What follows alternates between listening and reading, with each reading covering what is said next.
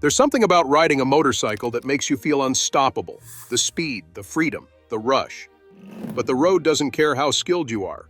One mistake can change everything. No airbags, no safety cage, just you and the asphalt. I've seen riders, both new and experienced, learn this the hard way. This isn't about fear, it's about survival. These are real, life-threatening mistakes that riders keep making. If even one of them makes you pause, it might just save your life. Let's start with one of the most dangerous ones, even if you think you'd never make it. Never assume drivers see you, because most of the time, they don't. You could be riding in daylight, wearing a fluorescent jacket, with your high beam on and a loud exhaust rumbling through traffic, and you'd still be invisible to the average driver. Why? Because people behind the wheel are looking for cars, not bikes. Their brains are scanning for large shapes, not slim silhouettes weaving through gaps. And when you show up next to them, their brain doesn't register threat. It just filters you out. I've been in situations where the driver looked straight at me and still pulled out. That's not carelessness. That's human psychology. Our brains aren't wired to anticipate motorcycles in everyday traffic. So no, your visibility doesn't guarantee safety. Your survival depends on assuming you're invisible and planning accordingly. That means approaching every intersection like the other guy will pull out. It means covering your brakes before that car makes a left turn. It means adjusting your position so you're not hidden behind mirrors or pillars. Because here's the thing, if you ride like you're visible, you'll get surprised. But if you ride like no one can see you, you'll never be caught off guard. That mindset is what separates cautious riders from crash victims. Every day, on every ride, you have to expect the worst and prepare for it. Not because you're paranoid, but because you're realistic. Out there, it's not about being right. It's about staying alive. Even worse than assuming you're seen is getting trapped with no way out. A lot of riders don't realize they've made a critical mistake until they're boxed in by traffic. You've got a car ahead, a wall on one side, and a big rig on the other. If something goes wrong now, if a car brakes hard, if someone swerves, if debris suddenly appears, you've got nowhere to go. You're stuck, and that's a terrifying place to be on a motorcycle. Unlike cars, bikes don't have the luxury of steel frames or airbags. Your survival depends on your ability to move fast. When you get boxed in, you give up your advantage. I always ride with escape in mind. Where can I go if everything goes wrong in the next 3 seconds? Can I swerve left? Can I brake without getting rear-ended? If there's no answer, I'm already repositioning. The best riders ride like chess players, 3 moves ahead. They don't trust other drivers to be predictable, because they know most aren't. They leave gaps, shift lanes, and use their mirrors constantly. If you're not doing that, you're gambling. And here's the brutal truth. Sometimes the game ends before you can even react. So don't wait until you're stuck to realize you're in a trap. Build space around you. Keep the bike mobile. And never, ever, let yourself get surrounded by machines that outweigh you by several tons. Freedom on a bike is real, but so is vulnerability. Which brings us to a mistake that seems harmless until it's suddenly not. Following too close. Most riders don't think twice about this one, especially if they're riding in heavy traffic. But riding right up on a car's bumper is one of the most dangerous things you can do. You're blind to what's ahead, and if that car stops suddenly, you're eating their rear end or going over it. Unlike cars, you don't have a buffer. Your stopping power is limited by traction, weight distribution, and your ability to react. When you tailgate, you eliminate every bit of reaction time you have. You also limit your vision. You can't see potholes, debris, spilled oil, or anything else until it's directly under your wheels. I've seen riders crash just because they couldn't react in time to a tire chunk or piece of wood in the road. They were too close to the car ahead to spot it and too late to dodge. That's not bad luck. That's bad space management. It doesn't matter if the car in front is driving perfectly. You still need to give yourself room. Enough to stop. Enough to swerve. Enough to think. Your life could depend on a split-second decision. And if you're following too close, that split second doesn't exist. So don't ride like you're in a rush. Ride like you want to get home. Back off, see more, and stay alive. Now here's where things get even more unpredictable. When you're riding in someone's blind spot. It's easy to forget just how invisible a motorcycle can be from inside a car, especially if that car is a tall SUV or a commercial van. You may think you're fine just cruising alongside them for a few seconds, waiting for a chance to pass. But here's the problem. They don't know you're there. And the second they decide to change lanes, you're in the kill zone. It happens fast. 1 second you're holding position, the next you're dodging a side mirror or getting shoved into the shoulder. I've seen bikes get clipped, run off the road, or even pancaked just because the rider sat in a blind spot for too long. And worse, they never saw it coming. If you can't see the driver's face in their side mirror, they can't see you. That's not an old riding cliche, that's geometry. You're riding next to a moving vehicle that weighs 5 times more than you, and you're trusting it won't drift into your lane by accident? That's not caution, that's denial. The smart move is simple. Get out of the blind spot. Pass quickly or fall back until you're clearly visible in their mirrors. Don't linger, don't hover, and never assume they'll check twice before moving, because most of the time they won't check at all.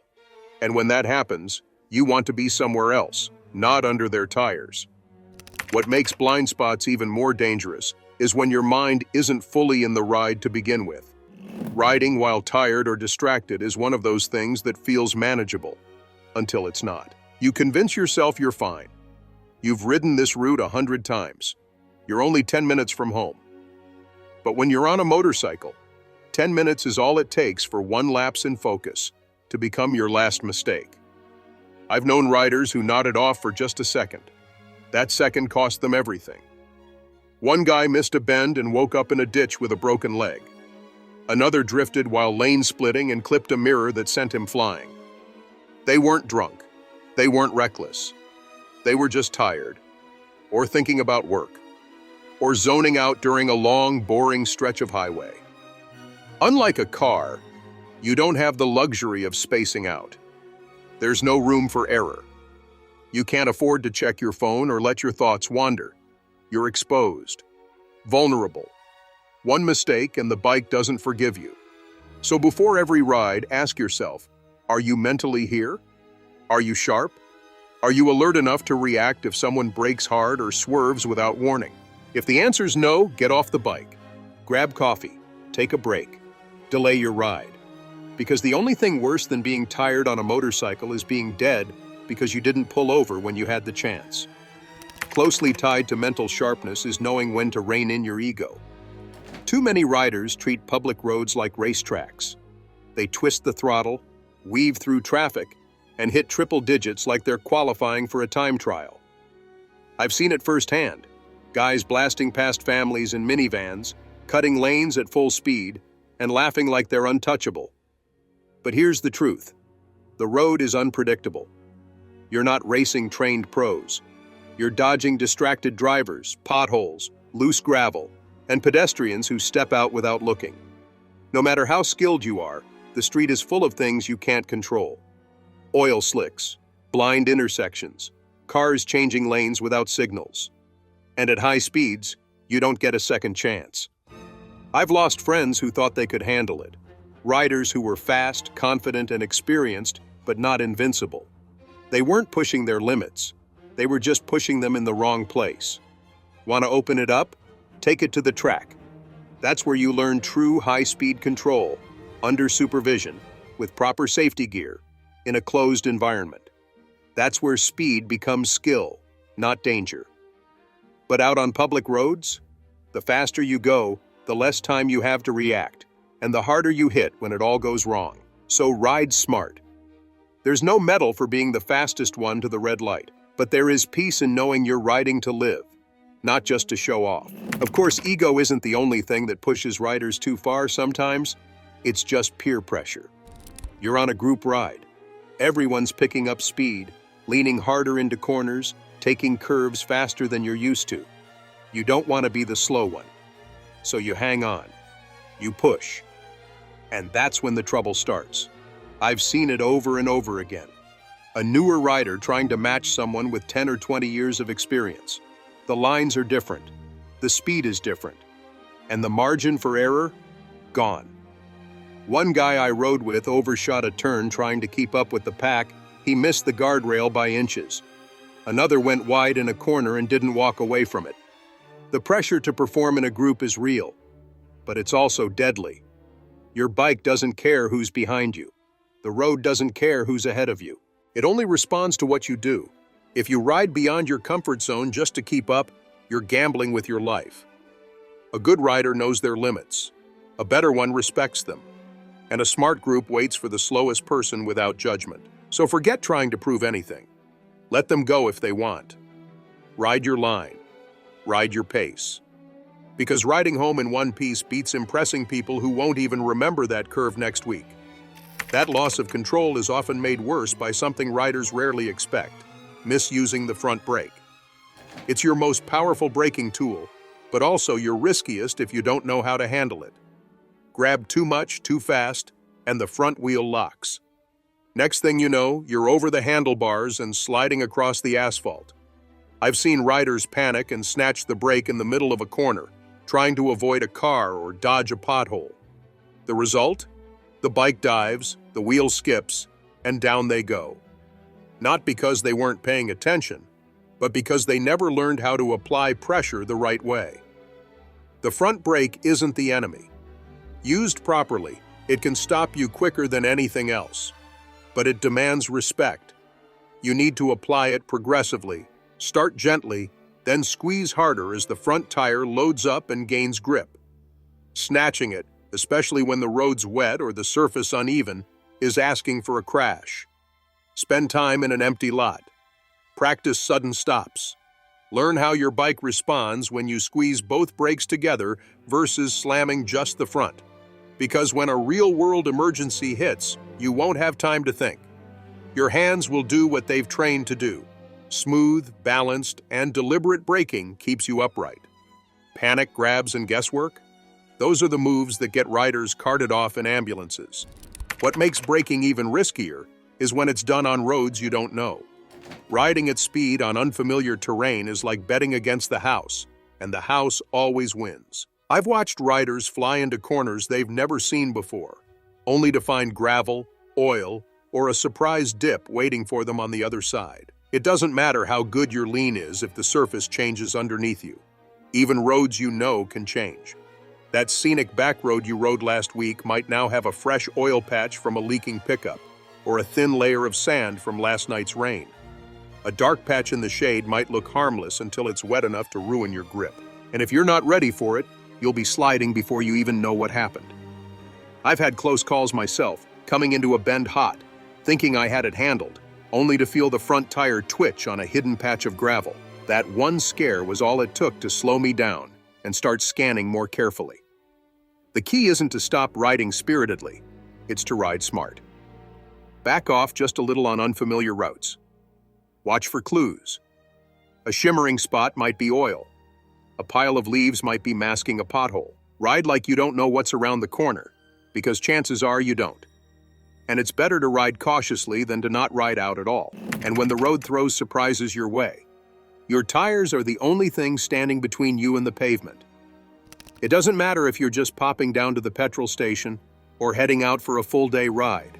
If you don't check your tires before swinging a leg over the bike, you're asking for trouble. I've seen too many riders skip this basic step, assuming everything's fine because it felt fine yesterday. That mindset has sent more than a few people sliding across the tarmac. Tires don't announce their problems. A slow leak might not make itself obvious until you're leaned over mid-turn. A nail lodge deep in the tread could give out on the highway. Overinflated rubber loses traction. Underinflated rubber compromises stability. And bald tires? They're an accident waiting to happen the moment you hit water or gravel. It takes 2 minutes, check the pressure with a gauge, scan the surface for embedded objects, cracks, or flat spots, and run your hand around the tread. That's it. And if something feels off, don't ride until it's sorted. Because a blowout at 60 miles per hour doesn't end with a quick laugh and a shrug. It ends with you sliding, tumbling, or worse.